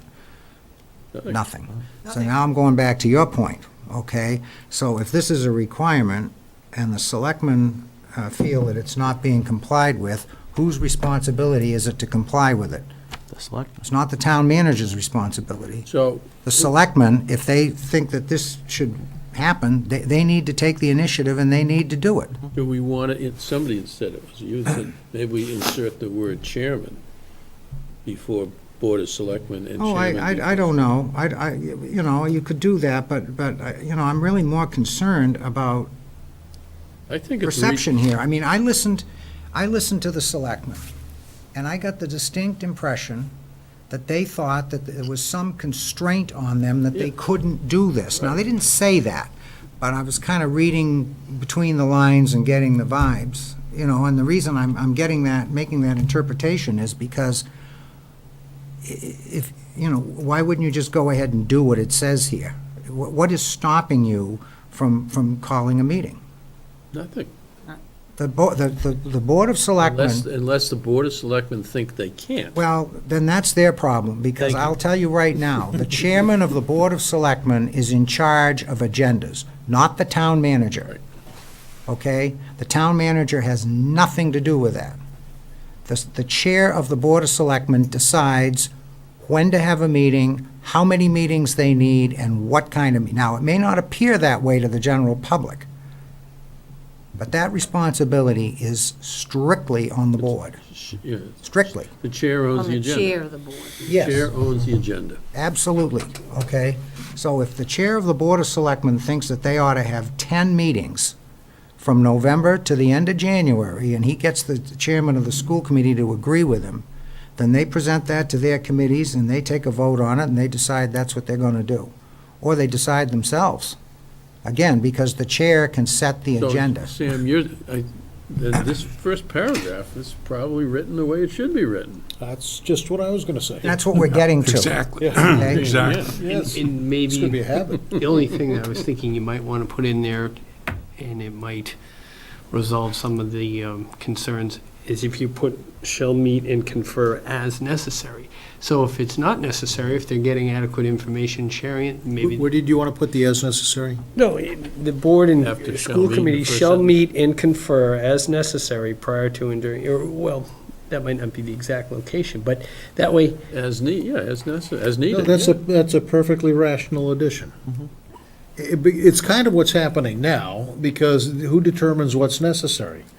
You know, if the Board of Selectmen feel that they're not getting to Where do you want to put that, the Mike? information I right at just the say very that the first meeting sentence. confer as needed, because right now, without that, it implies they have to meet at least once. It's a shall meet situation. And confer as necessary? Yeah. So I actually like that because it puts the burden on the school committee and the Board of Selectmen to cooperatively determine that the meeting is necessary. Okay, so I'm glad we're having this discussion, because I think, a little bit of what's coming out here is there may be some misunderstanding as to roles and how much power and authority certain people can exercise under certain conditions. I think there are a lot of impressions that people have that may or may not be true, so we're having that discussion now. And, I think the selectmen I may, agree with you, the Sam. selectmen may have more control, authority, however you want to they- describe it, than they think they I- do, okay? Compare how the current Board of Selectmen operates vis-à-vis how the current school committee Mhm. operates. I think this current, I'm much closer to the former than the latter, but I think the school committee has a better sense of how they direct and work with the superintendent than the current board does with the town manager. That doesn't mean it's not, now remember, the current board's rookies, I'm pretty. Well, pretty- I think pre- that, pretty that's, new, and I that think that's that part of the contributes issue, to it. right. I can, if you want a little anecdotal evidence here, I mean, I can remember when I was on the Board of Selectmen, and there were 2 occasions where we blocked a town manager appointment. We didn't agree with the town manager, and the charter says that the selectmen have to approve the appointments. And in one case, he wanted to get rid of somebody, or by way of not reappointing the individual, and we didn't like that, so we didn't go along with it, and it didn't happen, okay? And it happened in another case. And,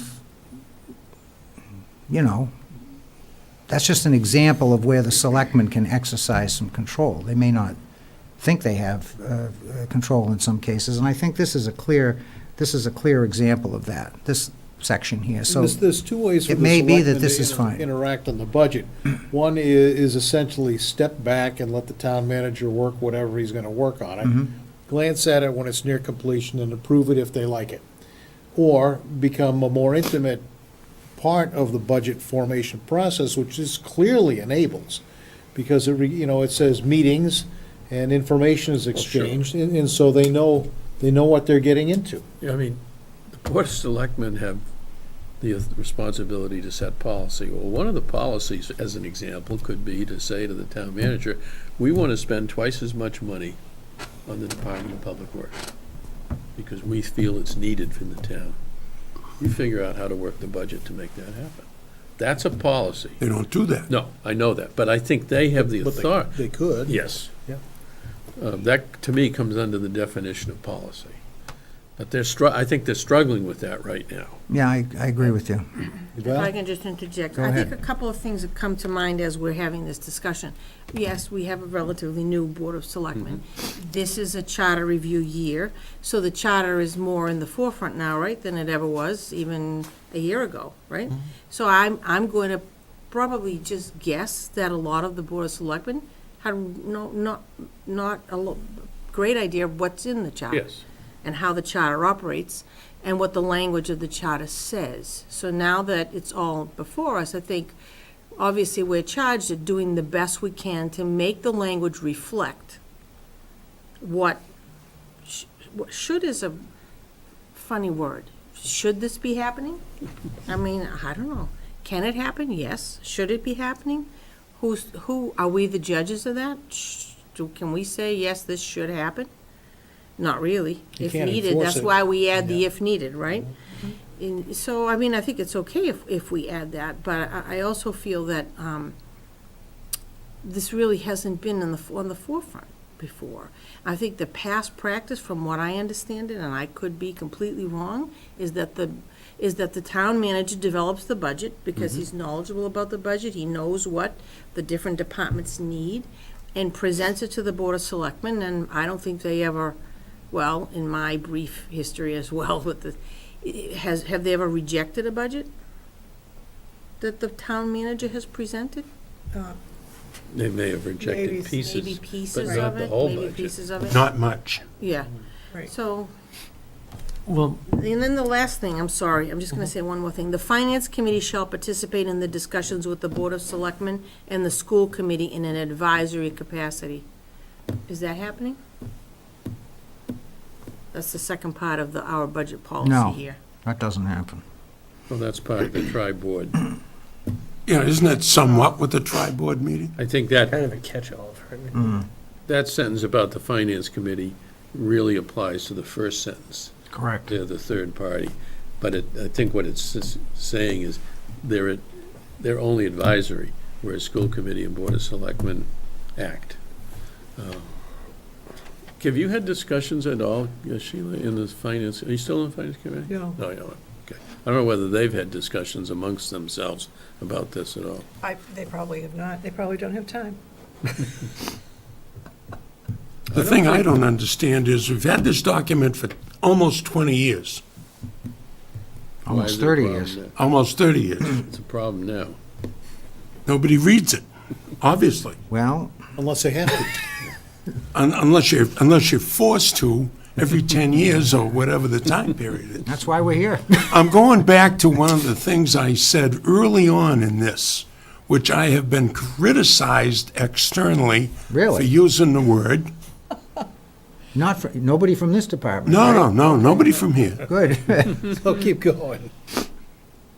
When you have a strong town manager, it's very easy for the Board of Selectmen to sit back and let Harry do it. Amen. Yeah. And that's what we've done for a number of years. And when you do that, town manager says, gee, I can do this, gee, I can do that. Right. Which is just what you'd do if you were the town manager. Exactly. And Dan, that's what all organizations do. I understand. Right? You know, I worked Organizations are I worked shaped in a by big company. the strengths of the individuals, right? I know how to take shortcuts. And if the Board of Selectmen were extremely tough on the town manager, you'd see things differently. But the thing I've been criticized for is using the word micromanage. I'm not saying 100% of the, Keep waving your hands, it's gonna, I could shut the lights out. there you go. I'm not saying 100% of the time or on every issue, but every now and then you gotta take a look at what's happening. That's not micromanaging. That's correct. I What you just said well, is not micromanaging. well, you work for a different company than Oh, I I do. work for Raytheon and Lockheed and others, so, Forget it. You didn't work for that Micromanaging is- Raytheon. Yes, is when I a did. No, you select- didn't. Dan, micromanaging is when a selectman I sits understand. in the town manager's office. it tells him right? what to do on a specific issue. But And But we've had I'm those. stretching it to the point But where you're you, not, I don't think you're talking about You- micromanaging. You're saying, Now, let him get his thought out. Yeah, keep going, Dan. Go ahead. we had it with the school committee when the hoopla came out 2 or 3 years ago. We went from $3 to $2.5 million overnight. Because nobody looked at the numbers inside. Nobody looked at the details. And they believed, let Harry do it. And it didn't work. every board goes So through my that my problem. point is, got a policy, or a charter's got a policy. All you gotta do is go by it. Yes. You don't have to tell a town manager what to do every single minute of the day, No, I hope but not. once in a while, You review. you gotta get involved in the day-to-day details. And they don't. So I can They name, sit and wait for the phone to ring with some Dan, you've been around President. town, you've been around town longer than I have. Too long. Well, not too long, you're still here, that's good. I can name members of boards of selectmen past who would dig into the numbers and understand what's going on. You could name them too. I could too, absolutely. Yeah, but right now, we may have new people that don't know that they can review in that way. Maybe we So- need more selectmen. So, no. Hey, You know, Pembroke if has two 7. selectmen came up and said to the chairman, or the chairman could be one of them, that, you know, I'd like to get a review of something that's going on, what's the status of the budget for whatever reason at any point in time, they should get it. And it's a fair question to ask, because if it looks like the budget is going, you know, over the cliff 3 months from now, how would anybody know? You know, I review budgets all the time. I'm sure Dave had in his position as well, so have you. I don't watch every You can't. board meeting, but I don't think I've ever seen what I would call budgets versus actuals for a period of time shown to the Board of Selectmen. Now, maybe they do it outside the meeting. I don't We know. used to get it, But when Mike and I were on the board, we got it every month from the town It's accountant. the quarterly review or whatever. Got it every month. Well, the Yeah, town right. accountant gives it to the Weekly finance checkout. committee. Town accountant works directly for the Board of Selectmen. Yeah. We got it from the town accountant. I got it every 30 days, and I looked Well, those maybe numbers they over. still do, I don't know. And there's no We reason, do, yeah. yeah. But, So where are we? but okay, but getting back to the language here in 6.1, I mean, what do we want to do with this, if anything?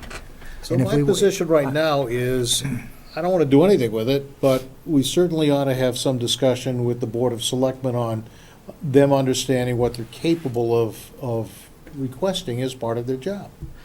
You know, the one thing that we don't have in They've the, had that opportunity. Huh? They've had that opportunity. well, maybe not. One of the things we don't have in this town that I can visibly see is any, let's call it coaching of the Board of Selectmen from previous selectmen. We have 2 sitting in the room. You know, so I don't know what communication with, you know, Sam or Mike or other people that are no longer on the Board of Selectmen have with, hey, how did you do that? You know, because we haven't faced that situation. What happened 10 years ago? What happened 5 years ago? How was that handled? What did you guys want to know? You know, coaching and a historical perspective is really important. Mentoring, I think. Mentoring, right. Well, is that something, we can't put that in the No, can't put it in the chart, I'm No, just saying. but We can, You know, It's a It does cultural have, it issue. does if happen. I were sitting on the Board of Selectmen, I'd be talking to these 2 guys and 4 more that I can think of. You know, because I wouldn't know anything. right. You know, and I've got to learn fast. I'm a pretty fast learner, but if I don't know to ask questions, I'm not going to learn anything. You know, if they feel disabled in any way, they should start talking to people that might know how to do something like that. Most companies have an orientation for new directors and new committee members. There is such, Is there? the MMA publishes a manual for Yeah. newly elected officials, selectmen, and I And think they probably have seminars in it too, right? Yeah. FinCom has one, too. Yep. Yeah. So, Right, so I've inserted as needed after prior I to. actually like that Do you? As needed or as necessary? suggestion. yeah. Well, I don't know. It can be either one. What do you think? It doesn't take anything away from the power. You can't enforce a shall have meetings, you know, 'cause who's going to enforce it? There's nobody to enforce it. You know, so So, they have to figure it out. so if a selectman comes before us and said, you know, this isn't happening, and so we ought to change it, then so the committee has just said, well, we go back to you and say, well, why isn't it happening? Yes. Do you need the compulsion of a legal sentence and a charter to make it happen, or is this something that you can do yourself, okay? And I think the answer is, they certainly have the power to call meetings, if that's what they want to do. Now, if they're smart, they won't do it outside, you know, they won't do it they'll do it in conjunction with what the town manager is doing, which I think is implicit in this language, and I'm sure they would, okay? I don't think they would try to undercut in any way, but if they want to feel like more of the process, then that is within their power to get involved to that extent. So you can't add a compulsion any more than the shall in this Right. document. Right. The only thing you can do is add a penalty for not doing it, and I have no idea how to do that in a charter. You know, and I don't even think it would be appropriate. You know, Can a member of the Board of Selectmen call a meeting with the school committee, or does that have to be the chairman of the Board of chairperson of the? Chairman. The chair has to do it. Chair has to do it. Right. So if I'm a member of the Board of Selectmen, I can't say, I'd like to meet with the school committee, or I'd like to have the board meet with the school committee. It has to go through the chair. Well, presumably, you would raise that at a meeting, Chair At a says meeting. no, Would- that's a and you'd have a different matter. discussion. Would it have to be on the agenda to raise it at a meeting? So that means the chair would have to, It'd be in referrals, you could do it Other in business. referrals. it can? Yeah, Yeah. personally, I'd be bold and annoying and just raise the issue. I wouldn't think that'd get in. But the chair would have to approve such a meeting, or whatever. For the board to meet, To yes. meet, yes, as the first sentence For in this for a policy selectman to states. show up at a school committee meeting, no. Right. Right, of course, as an observer, yes, No, as a member of the town. Sure. right. Yeah, he couldn't represent the board, but he Right. could As certainly an know that he was a as an selectman. And I'm sure a individual. a member of the board, a selectman, could meet specifically with the superintendent of schools, Yes, if you wanted to. individually. Sure. But as a board, it would have to go, pretty much go Yeah. I through the chair. think we said earlier, because Yeah. it's this chair that controls the agenda, Right, and that, Yep. that joint meeting would probably be an agenda item.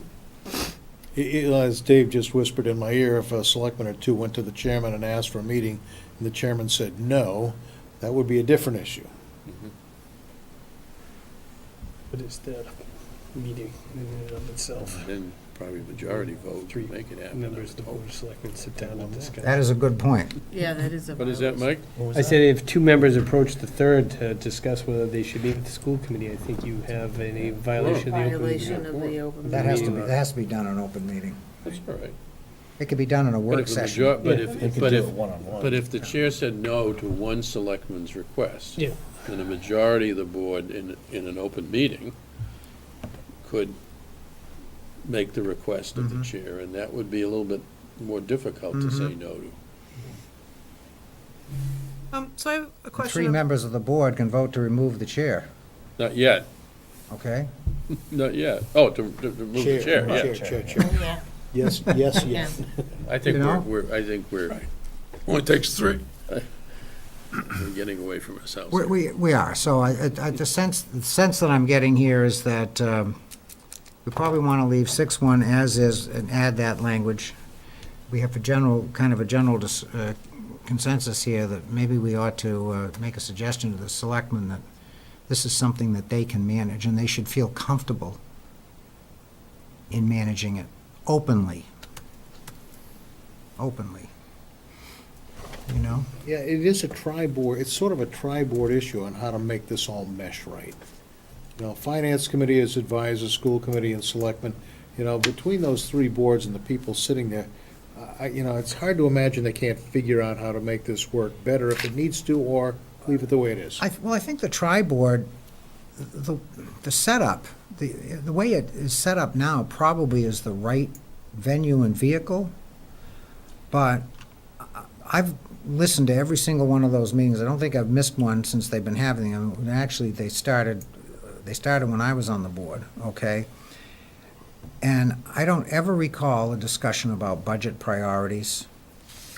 I mean, basically, it was an informational update is the way those meetings are conducted. And there may be some back and forth and a little discussion on, but there was no, No, you're right, Sam. yeah, no direction, no guidance, and not that, you can tell the town manager how to prepare his budget. You can't do that clearly, but from, as Dave said earlier, policy, general overview, philosophy, that kind of thing, never hear any of that. And I think that's what this contemplates. I But could be wrong. I've heard selectmen say, our taxes are too high. Well, everybody says But that. I've never heard a selectman pose an alternate budget. Right. I think in the November, sometimes, and I think it's good, tri-board meeting, there are the priorities that are brought out a lot more. There's time to do something at that point. Mm.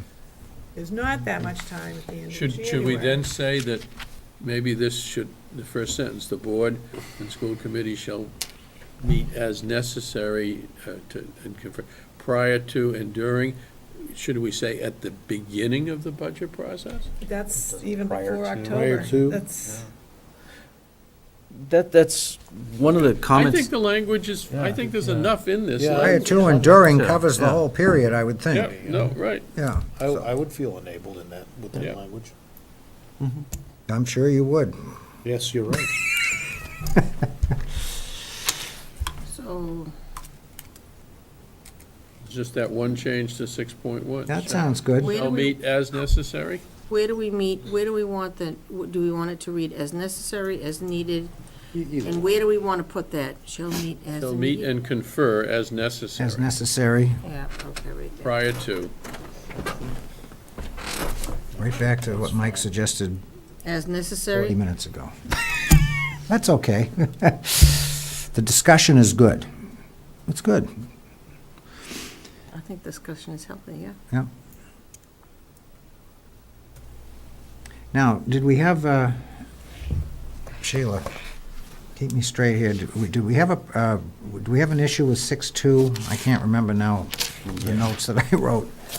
I mean, some of the speakers 2 weeks ago talked about the timing, and they felt that, I know that Laura Merrill felt that there wasn't enough time. she thought it should be a shorter period of time. I believe. Right. Wait a minute, not enough, but too much. I believe she felt there was too much time, No, that, when I just read the I minutes. think she felt, I'll have to look, I think she felt rushed. I think the town manager thought that the she process felt was the too town meeting long. reps were not, she felt that the town meeting reps were not given enough time to look over the budget. Okay. Right. But the time, wasn't it just the placement of what was handed out, the information handed out, like she wanted the information a week earlier, which would put more of a crunch on the finance committee. Laura Merrill would like to see the budget process extended time-wise. She feels that the final budget is presented too late in the cycle for town meeting to fully digest. And that She may doesn't- contribute to confusion on town meeting floor. She doesn't believe that town meeting should rely on finance committee? Don't they sit at the town meeting's pleasure? Well, she talked about the town meeting. She felt that the town meeting itself was getting the information too late, not the FinCom, Which means the recommendations from the finance committee aren't that important. which they're supposed to get 2 weeks before the, Whatever the finance, you take the finance committee's recommendation certainly as a priority, but in order to make your own informed decision, you have to have a little time with it to read things through and digest, Right. no? Yeah, Yeah? I mean, personally that's don't my- feel like the Board of Selectmen has an advisory recommendation from the Finance Committee long enough time before they make they vote on the warrant. I don't think there's enough time for the advisory to take place to the Board of Selectmen from the Finance Committee to make a legitimate final vote of the warrant items. And I don't feel that the budget process should be cut back at all, because even right now, it's very difficult for finance to get the budget, to get the recommendations set. Sometimes things start to go to print before recommendations are completed, and Mr. Lang commented that the school budget, as voted by the school committee, was only submitted a week before town meeting. that was this year. That was this year. There were some special extenuating circumstances, as he explained, but nonetheless, it was only a week prior. It was a problem, because it backed up the entire process. But I would like to go back to section 212, under the procedures. It's more of the duties of town meeting representatives. The duty of a town meeting member, it shall be the duty of a town meeting members to keep abreast of town business and review materials forwarded by the members of the Board of Selectmen, the town manager. It is expected that town meeting members will attend selected meetings of multiple member bodies and attend hearings held by the Finance Committee, and then actively prepare for each session of town meeting. So again, it's kind of like the policy, of, who enforces it. If, these people, all of us, if we're town meeting reps, have a duty to our constituents to be informed. And there, I believe the preliminary budget that all three boards get is made public really in January, and there aren't too many deviations. That's what's sent to the FinCom, so people can be looking at that, and then if they have an issue, they can attend any one of these meetings and weigh in. So, I mean, I think the materials are out there. If people don't think they're getting them, or, maybe you should. That was actually discussed 2 weeks ago. I forget who brought it up, but the pre-town meeting, the town manager's pre-town meeting is poorly attended. And I think there was Always has been. yeah. I think there was maybe 30 or 40 people there. Yeah. The opportunity is there. Not everybody became a rep. Sometimes it's just citizens that come, so. I don't want to put words in Laura's mouth, okay? I absolutely don't want to do that, but I guess in going over what she said, and I kind of got the impression that, again, she felt constrained, almost as if it almost seemed like, well, I don't know anything until they present the final budget. That's the impression I got from her. But then, following what Mike said, really 95% of the information is out there in January. And if you do take the time and trouble to follow the events, I mean, FinCom is televised. They weren't when I was on, but they're televised now, okay? And the school committee meetings have always been televised. So you don't really even have to leave the comfort of your own living room. You can watch these things on TV, and you can inform yourself. I understand Ms. Merrill's point, though, in that it's one thing to watch a FinCon meeting or a tri-board meeting where numbers are talked about and flashed up on a screen, but it's entirely something different to have that book in your hands and to be able to go down column by column, line by line with your That's true. fingers following each number. It's true. It's a visceral. But Mike, at what point do they post that information on the, I would have to look to see if on the, I don't think I'm going to be able to pull it up off the website, but the agenda for the tri-board meeting, the way we do things on Civic Plus now, generally, if there's a document referenced on the agenda, if we have it, we put it there. So as a PDF or something, yeah. Yes, and I don't think I'll be able to, the text will be too fine, but I'd have to go back and look to see if that was on the agenda back then.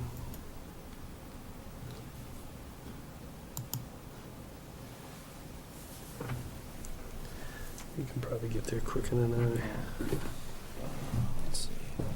I think what she said is true in the sense that there probably are a lot of town meeting reps that don't get the information until the point that is presented, but, There's a lot of information on the site. oh, Brian. sure there is. It's Sure there just is.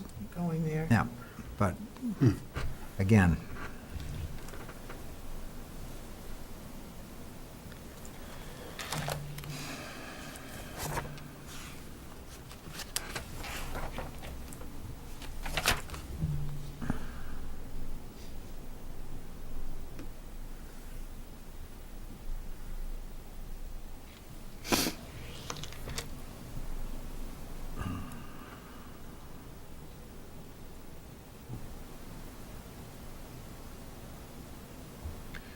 preliminary budget is adopted by the school committee shall be submitted to the town manager at least 90 days prior.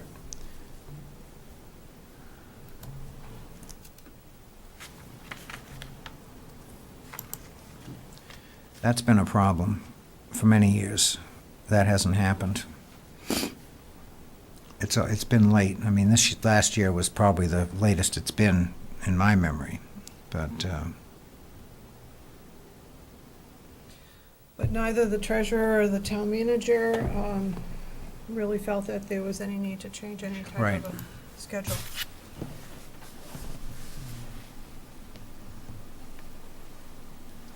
do we want to make any recommendations on 6-2? Tri-board. Yeah. But I don't know if the, I'm not The seeing. attached documents. I don't want, I don't want to give short shrift to the selectmen when they, they came before us and they have some concerns, and I'd like, if we don't recommend any changes as a result of their input, I'd like to take the position that maybe we can go back, as we said before, and maybe make suggestions to them as to how they could address some of these areas themselves. I think that's appropriate. Dr. Lang mentioned that, that the budget has never been, at least to his knowledge, prepared 90 days before the spring meeting. I think he's right. So Yeah. what is it? He didn't offer that, and I don't see the notes here, and I don't remember hearing it. I think he's right. All right, I'll find out. If there is a correct amount of setback time, I mean, this was written a long time ago. Maybe they could do it 90 days before, 30 years ago, but it's not happening now. The question is, what is it? Is it 45 days? Is it 30 days? Is it 60 days? I mean, if there's a rational number that should go in there that's a push but doable, then that's probably what should be in there. Well, the town manager gives the school department a number as a start-off, and he says, this is your number for the coming year. And I don't ever remember a time when the school department said, oh, thank you very much, we'll run with that. Okay, it's always not enough. And that's the problem. That's why you have the time lag, okay? So, should we But at the end of the day, they always come back to the town manager's number, don't they? Because that's part of the balanced budget that has to be presented. There's been some give and take, but the question is on this particular section 6.2, what's the right number for setback time? Well, should it remain 90 days and have them work with it? And they do the best they can, which is what they're doing now. It's unenforceable again. Right, here we go. No. But if things come together well, what's the right number? If the town manager and the FinCom and the school committee say, hey, it's 45 days. Well, then you can go with the theory that says if we change it, we've got 90 and we're getting it, whatever it is now, if we lower the number, it's going to make it worse. I mean, 90 days doesn't seem to be impacting anything. right, I don't see any reason to change that, but, Okay. that's just my opinion. Just throwing it out there. Okay, anyone else? And if you move it back too far before the governor releases his Right. numbers, you don't have any concrete numbers for the school department, the chapter 70 Right. number. I mean, you can kind of anticipate what they're gonna do year over year, but Well, that's why I was exploring 2 weeks ago the idea of potentially pushing out the town meeting by a week or two. Seemed to be that That well didn't- received. No, that's right. I know, I was thinking that, yeah. That's a radical change. We all know how people take to radical changes, right? So, okay. Well, why don't we leave it at that? We've had a pretty good discussion this evening, and I'll try to put some notes together and I'll send them to you, and we can collaborate like we did the last time. Okay, that's So good. no change on 6.2. So, yeah, that's the sense, I guess, right now, so we'll leave it at there. And then next session, bless you, we'll take up the town manager section, which that ought to be a When pretty good discussion. sections on the town manager, you've recused yourself. Is Mike recused on those votes or not? That's up to Mike. Okay, so if he is, then it's 1, 2, 3, 4, 5, 6. If he isn't, And whoever's in It's that, seven. in that chair there that we haven't figured out yet. well, that chair's not gonna get filled. I don't think that's being Right. filled anytime soon. Anybody know what happened? I mean, did the person get appointed and decide not to do it, or? There were No, they ran out of candidates, and they had no more applicants. They had, when Lou left, there were 2 people, I think, left on the list, and they both were approached and both declined. They must have been watching some of the meetings then. Didn't want to sit near Fall me. asleep. Well, I did talk to one of the candidates after, and she said, you guys are so far into the process, I just didn't think, she said if this had happened 2 months ago, then I probably would have joined. Pay the bills, will you? So do we have a motion to adjourn, or do you want to say something else? On 6.2, I think we had a question before, because I had this circled in Okay, questions. and we It didn't says answer within it? a time fixed by bylaw prior to annual town meeting. Do we know what that time fixed is in the bylaw? Bylaw is there, 90 days. Chelmsford, yeah. That's 90 days as well? Whatever the bylaw says, which is 90 days, right? I believe. I Okay. looked it up. Yeah. All right, thank you. That's all. Which, it really brings it back to the same Right. day. Yes. Like, the governor releases his numbers on, I think, the Saturday at the MMA, and Monday's the tri-board, which is typically 90 days to the date of the opening of the town meeting. Right. Okay. Good. Do we have a motion to adjourn? Move to adjourn. Second. Second. Okay. All those in favor? Aye. Aye. Thank you. We're adjourned. Thank you.